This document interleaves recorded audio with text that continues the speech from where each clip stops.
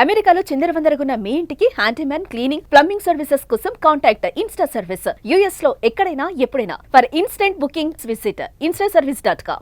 Canada federal ఎన్నికల్లో అధికార liberal party మళ్లీ విజయం సాధించింది. మిత్రపక్షాలతో కలిసి వరుసగా 4వసారి ప్రభుత్వాన్ని ఏర్పాటు చేసే అవకాశం కనిపిస్తోంది. తొలిసారి జాతీయ ఎన్నికల్లో పోటీ చేసిన లిబరల్ పార్టీ నేత మార్క్ కార్నీ మరోసారి ప్రధానిగా బాధ్యతలు చేపట్టేందుకు సిద్ధమవుతున్నారు.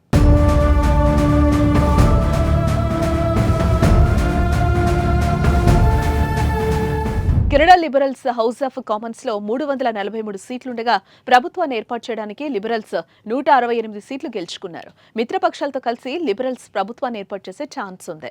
అమెరికా అధ్యక్షుడు డొనాల్డ్ ట్రంప్ విధించిన టారిఫ్లు కెనడాను 51వ రాష్ట్రంగా చేస్తామన్న బెదిరింపులు ఈ ఎన్నికల్లో కీలక పాత్రను పోషించాయి. దీనివల్ల కెనడియన్లలో జాతీయవాద భావన పెరిగి లిబరల్స్ కు ప్లస్ అయింది. అలాగే బ్యాంక్ ఆఫ్ కెనడా మాజీ గవర్నర్గా కార్నీ తన అనుభవాన్ని ఉపయోగించి ట్రంప్తో వాణిజ్య యుద్ధాన్ని ఎదుర్కొనే నాయకుడిగా ప్రజలు భావించారు. దీంతో లిబరల్స్ కు అసాధారణ రీతిలో మద్దతు లభించింది.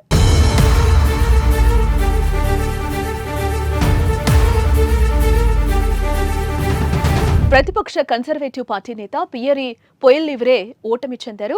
ఒంటారియాలోని కార్లటన్ నుంచి పోటీ చేసిన కన్సర్వేటివ్ నేత అపజయం పాలైనట్టు ఆ సంస్థ పేర్కొంది. 41% ఓటు షేర్తో 144 సీట్లు సాధించినప్పటికీ గత 2 ఏళ్లుగా కన్సర్వేటివ్స్ కు ఉన్న ఆధిక్యం, ట్రంప్ బెదిరింపులు, జస్టిన్ ట్రూడో రాజీనామా, కార్నీ రాకతో కరిగిపోయింది. పొయిల్లివ్రే స్వయంగా తన కార్లటన్ సీటును కోల్పోవడం విశేషం. ఇక్కడ ప్రతిపక్షాల ఎత్తులు ఫలించలేదు.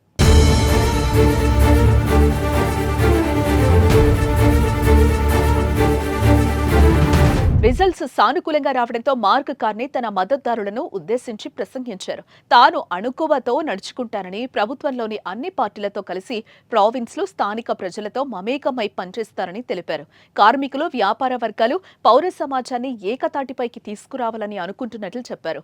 మనందరినీ విడగొట్టి దేశాన్ని హస్తగతం చేసుకోవాలని అమెరికా ప్రెసిడెంట్ ట్రంప్ భావిస్తున్నారని, కానీ అది ఎన్నటికీ జరగదని కార్నీ అన్నారు.